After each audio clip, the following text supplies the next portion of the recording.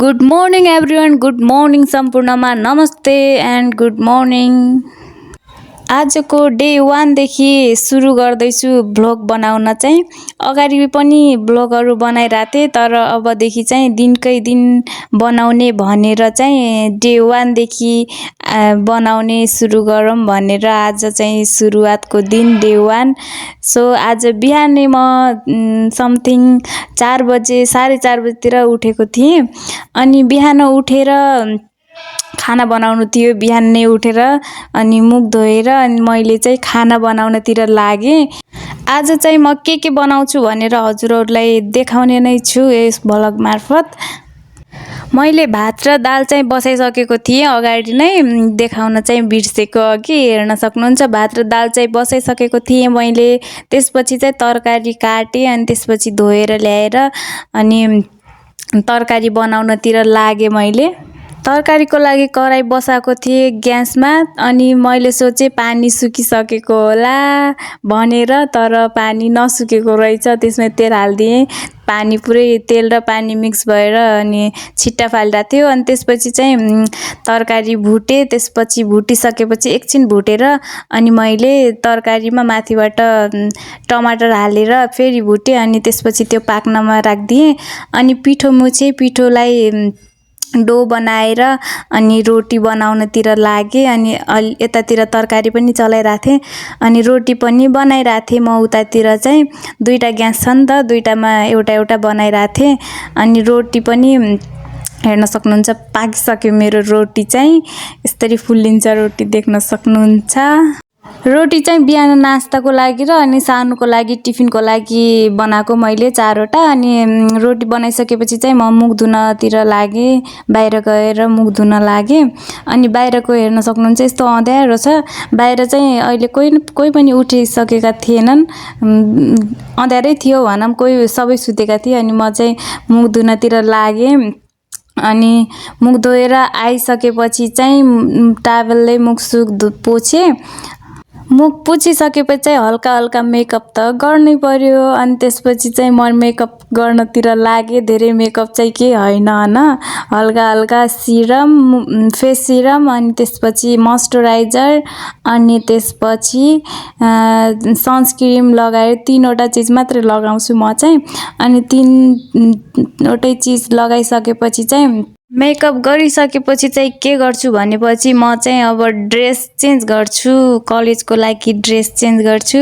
आज होलीको प्रोग्राम भएको कारण चाहिँ म ड्रेस नलगाएर आउट ड्रेस सेतो कुर्ता र सुरुवाल सुट लगाएर कलेज जाने भनेर रेडी हुनतिर लाग्छु।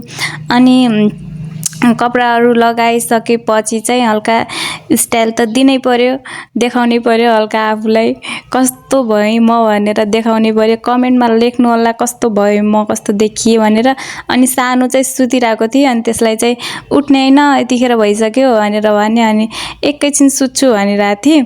त्यसपछि चाहिँ अनि मैले नास्ता खाएँ बिहान, एउटा रोटी खाइसकेपछि चाहिँ म एकछिन बसेँ भनौँ। आथेनन् साथीहरूसँगै जाने भनेको नि त कलेज। अनि त्यही भएर एकछिन बसिरहेको थिएँ म। रोटी खाएँ अनि पानी 1 गिलास पानी पिइसकेपछि चाहिँ एकछिन पछि साथीहरू आए रुममा। अनि साथीहरूसँगै कलेजतिर लागेँ म। अनि हेर्न सक्नुहुन्छ कलेज जाँदा चाहिँ घाम लागिसकेको थियो। अनि कलेजतिर लाग्यौँ हामी चाहिँ 3 जनी।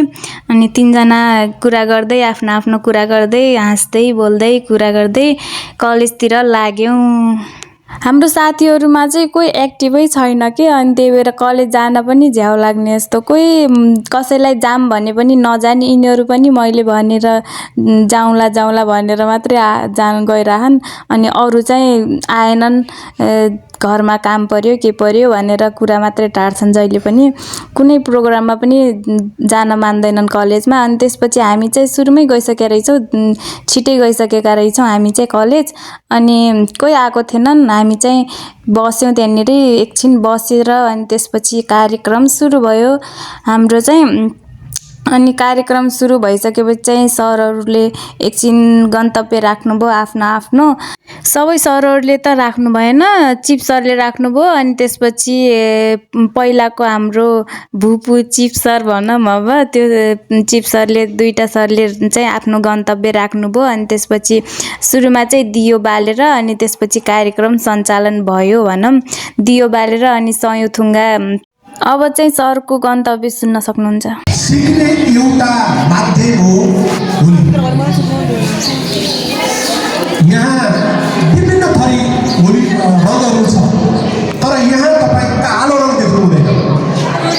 होलीमा कालो रङको प्रयोग हुँदैन, ख्याल गर्नु होला। बाँकी सबै रङहरूको प्रयोग हुन्छ। किन कालो रङको प्रयोग हुँदैन? कालो रङ भनेको एउटा नेगेटिभिटी को कलर हो। कुनै व्यक्तिले पद काम त्यसपछि चाहिँ एउटा कविता सुन्नुस्। आफ्नै मान आफ्नै सम्मान इज्जत भएकी तिमी, आफ्नै मान आफ्नै सम्मान इज्जत भएकी तिमी, हिरो साइन्समा वाली क्या कर्तव्य छ?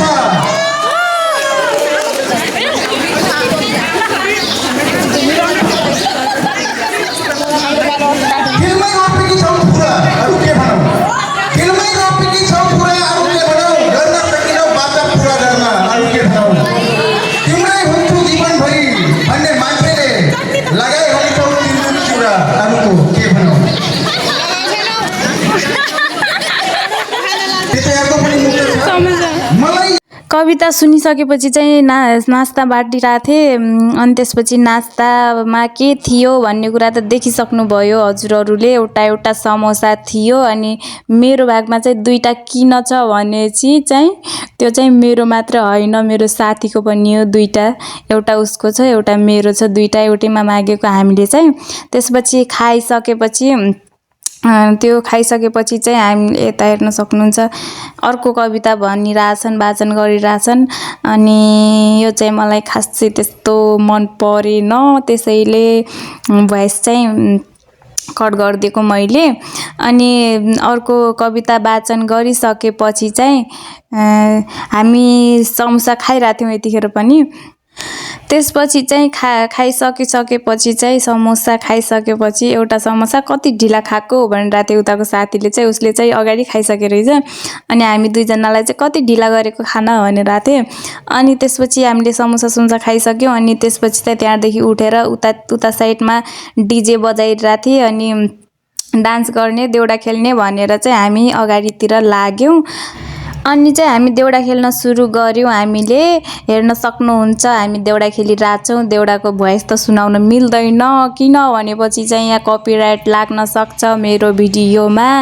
अनि हामी चाहिँ नाचेर देउडा खेलेर थाकिसकेर बस्यौँ, यसरी थच्च पारेर तल बसिसकेका थियौँ। फेरि डान्स गर्न मन लागेपछि फेरि डान्स गऱ्यौँ। अनि भिडियो बनाउँदै अगाडि चाहिँ भिडियो नबनाएर डान्स गरिरहेको थियौँ। त्यसपछि चाहिँ हामीले भिडियो बनाउँदै डान्स गर्दै मोबाइलमा हेर्दै क्यामेरामा हेर्दै डान्स गर्दै उफ्रिँदै गरिरहेको थियौँ। पछाडि हेर्न सक्नुहुन्छ यसरी होली खेलिरहेको थिएँ कपडा च्यातेर मान्छेका। उतातिर केटाहरू चाहिँ कपडा पनि आफ्नो त्यो कुर्ती सेतो कुर्ती लगाएको थिएँ, त्यो पनि च्यातेर अहिले एकछिनमा देखाउँछु म। कुर्ता पनि च्यातेर कसरी खेलिरहेको थिएँ होली। हामी चाहिँ आफ्नै डान्स गर्दै होली खेल्दै गरिरहेको थियौँ। हाम्रो चाहिँ अब यो लास्ट होली भएर पनि मतलब अब लास्ट होली भन्दा पनि कलेजको लास्ट होली भनौँ। अनि अघिको कुरा गरिरहेको थिएँ म जुन उता हेर्न सक्नुहुन्छ कपडा च्यात्दै होली खेल्न लागेको थिएँ। अनि हामी चाहिँ उता बसिरहेको थियौँ। एकछिन पछि चाहिँ डान्स गरिसकेपछि उनीहरू चाहिँ निराश भइरहेको थिए। किन निराश भएको भनेर सोद्धा चाहिँ अब लास्ट होली यो कलेजको, त्यसपछि त हामी कता साथीहरू सबै अलग अलग हुने भनेर रुने जस्तो मुख गराइरहेको थियो उनीहरू चाहिँ। अनि ल रो भनेर म चाहिँ जिस्काइरहेको थिएँ। रुन मन त उसै पनि लागिरहेको थियो अब सबैलाई भनौँ। सबै त आएको थिएनन् हाम्रो क्लासको भनौँ। अनि अब लास्ट इयर हाम्रो चाहिँ अब यो वर्ष मात्रै, अब अर्को वर्षदेखि त को साथी कता हुन्छ अब कन्ट्याक्ट मात्रै हुने हो। अब भेटघाट त खै कहिले पो हुन्छ थाहा छैन त्यो चाहिँ। अनि त्यही भएर अब रुने मन त लागिहाल्छ। लास्ट होली अब 4 वर्ष सँगै बिताएको, 4 वर्ष सँगै हाँसेको बोलेको, यही कलेजमा घुमेको, यही कलेजमा पढेको, सँगै बसेको भनौँ अनि याद त आइहाल्छ। अब कता भएपछि रुने मन त लागिहाल्छ। रुने मन लागे पनि जे जस्तो भए पनि छुट्नै पर्छ मान्छेले। अब छ हाम्रो चाहिँ 6 महिना जति मात्रै छ। अब सँगै बस्ने, सँगै घुम्ने, सँगै पढ्ने, सँगै क्लासमा बस्ने भनौँ। अब त्यसपछि चाहिँ को कता हुने होला छौँ। जे जस्तो भए पनि अब यो भ्लग चाहिँ यही अन्त्य गरौँ। Okay by by guys. Like comment गर्न नभुल्नु होला, नबिर्सिनु होला। मलाई आउने छु अर्को भ्लग मार्फत र थ्याङ्क यू सो मच भन्न चाहन्छु मेरो भ्लग लास्टसम्म हेरिदिएकोमा सम्पूर्णमा। र लाइक कमेन्ट सेयर गरिदिन नभुल्नु होला। Okay by by.